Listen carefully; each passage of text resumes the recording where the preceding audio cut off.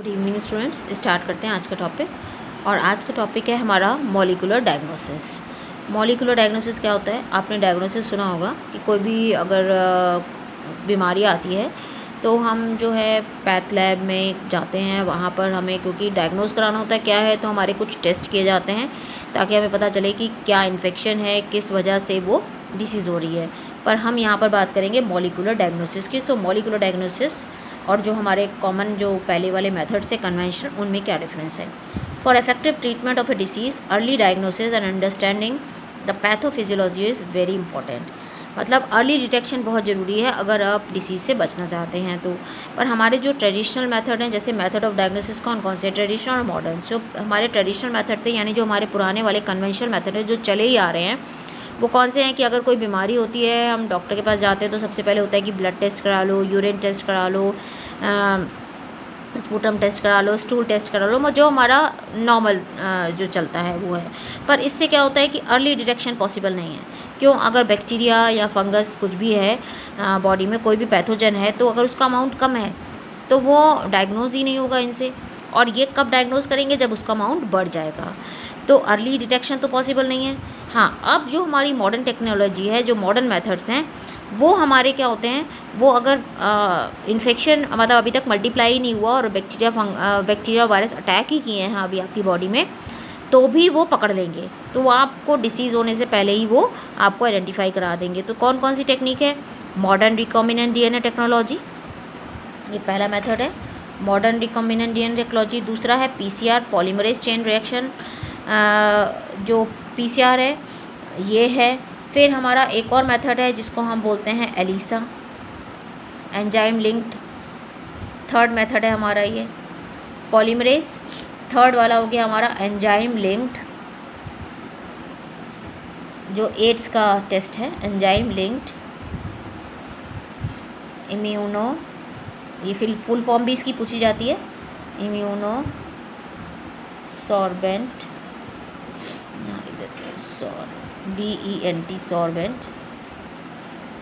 ऐसे enzyme linked immuno sorbent ऐसे।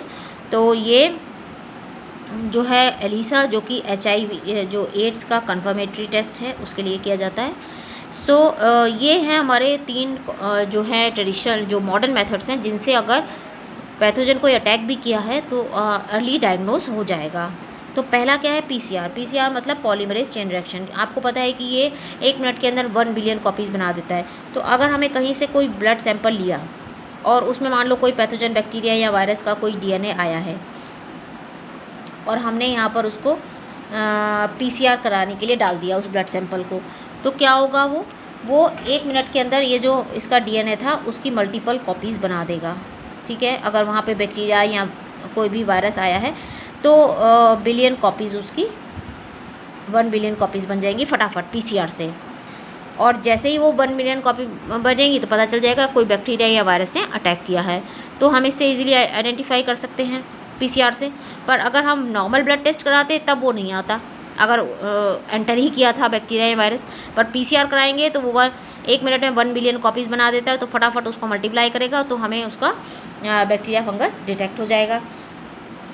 और हम इससे क्या डिटेक्ट करा सकते हैं पीसीआर से? सो जो पीसीआर है उससे हम जो है आपका जो म्यूटेशन होती है, जीन म्यूटेशन, उसको डिटेक्ट कर सकते हैं।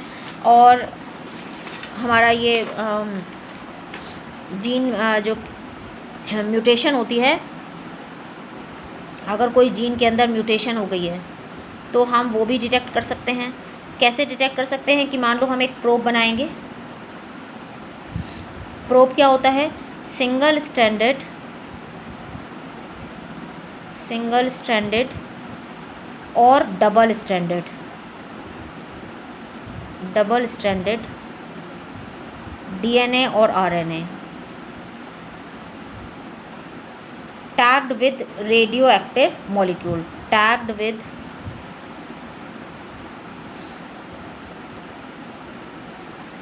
Radio active molecule. ठीक है, मतलब कोई रेडियो एक्टिव मॉलिक्यूल हमने बना लिया, सिंगल स्टैंडर्ड और डबल स्टैंडर्ड डीएनए या आरएनए लेके उसको टैग कर दिया हमने रेडियो एक्टिव मॉलिक्यूल से, तो हमारे प्रोब बन गए बहुत सारे हमारे प्रोब तैयार हो गए। कैसे, मान लो हमारा जो सीक्वेंस था डीएनए का वो था ATGC, ठीक है। तो हमने उसके बहुत सारे उसके कॉम्प्लीमेंट्री प्रोब बना लिए। हम जो प्रोब बनाते हैं वो क्या होते हैं, कॉम्प्लीमेंट्री होते हैं, तो हम इसका प्रोब क्या बनाएंगे, TACG, ठीक है। ये हमारा रेडियो एक्टिव है, तो हम इसको ऑटो रेडियोग्राफी से देख सकते हैं। अगर तो म्यूटेशन नहीं हुई है जीन में तो इसके साथ कॉम्प्लीमेंट्री बेस पेयर है तो इसके साथ वो बना लेगा, पेयरिंग कर लेगा, तो हमें जो है ऑटो रेडियोग्राफी से हम आराम से देख लेंगे। पर अगर कोई म्यूटेशन हुई है, मान लो ये जीन है जिसमें म्यूटेशन हो गई, ATCCG80 ये बन गया, तो अब इसके लिए तो हमने प्रोब नहीं बनाया, हमने तो जो प्रोब बनाया था वो बनाया था TACG, जो कि हमारी जीन तो ये वाली थी। अब यहाँ पर ये म्यूटेशन आ गई है।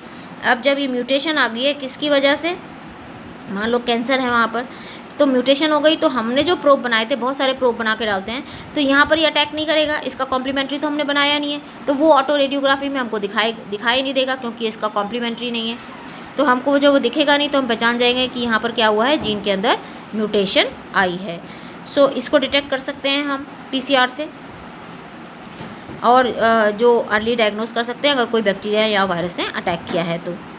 दूसरा आता है हमारा एलिसा के अंदर हम क्या करते हैं, एलिसा के अंदर मान लो ये एंटीजन एंटीबॉडी इंटरेक्शन टेस्ट है, एंटीजन एंटीबॉडी इंटरेक्शन, इसमें एंटीजन एंटीबॉडी इंटरेक्शन होता है। कैसे, मान लो यहाँ पर कोई HIV वायरस एंटर किया है, मान लो ये HIV है, इसके बाहर यहाँ पर एंटीजेंस प्रेजेंट है, ठीक है, इसके खुद के एंटीजेंस प्रेजेंट है। अब हमारी बॉडी उसके अगेंस्ट क्या करेगी, एंटीबॉडीज़ बनाएगी, इसके अगेंस्ट हमारी बॉडी एंटीबॉडीज़ बनाएगी, ठीक है, जिसकी भी बॉडी में गया ये, तो ये एंटीबॉडीज़ बन गई। अब जब हम इसका टेस्ट कराएंगे, मान लो यहाँ पर हम एंटीजन यहाँ पे डाल देते हैं, ये हमने यहाँ पर एंटीजेंस डाल दिए, ठीक है, और ये ब्लड सैंपल इसमें डाला, तो क्या होगा, ये एंटीबॉडी इसके साथ जाके लग जाएंगी और इनका कलर चेंज हो जाएगा, इसके साथ जाके अटैच्ड हो जाएंगी एंटीबॉडीज़। तो ये इंट्रैक्शन हो गया, एंटीजन एंटीबॉडी इंट्रैक्शन, यही वाला एंटीबॉडी इंट्रैक्शन, तो इसका कलर चेंज हो जाएगा,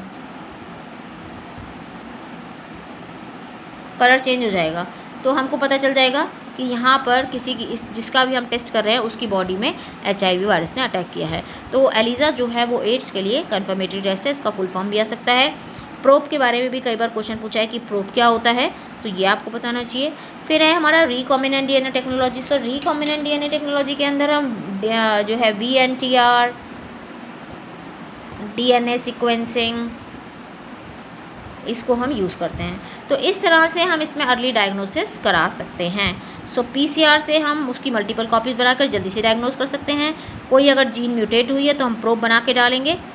सो प्रोब बना के डालने से अगर कोई म्यूटेशन नहीं है, हम क्योंकि कॉम्प्लीमेंट्री बनाते हैं, मान लो ये जीन थी, इसका कॉम्प्लीमेंट्री, और वो भी हमने रेडियो एक्टिव बनाया है, सिंगल स्टैंडर्ड या डबल स्टैंडर्ड जो भी DNA RNA जो भी है हमारा, वो हम डालेंगे, उसका कॉम्प्लीमेंट्री होगा तो वो अटैच हो जाएगा। और अगर कहीं पे म्यूटेशन हुई है तो उसका हमने प्रोब नहीं बनाया है तो वो हमें ऑटो रेडियोग्राफी में नहीं दिखेगा, तो हमें पता चल जाएगा कि यहाँ पर कोई म्यूटेशन आई है।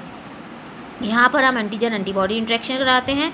तो इस तरह से हम अर्ली डायग्नोसिस करा सकते हैं अपने कन्वेंशनल मेथड को छोड़ के।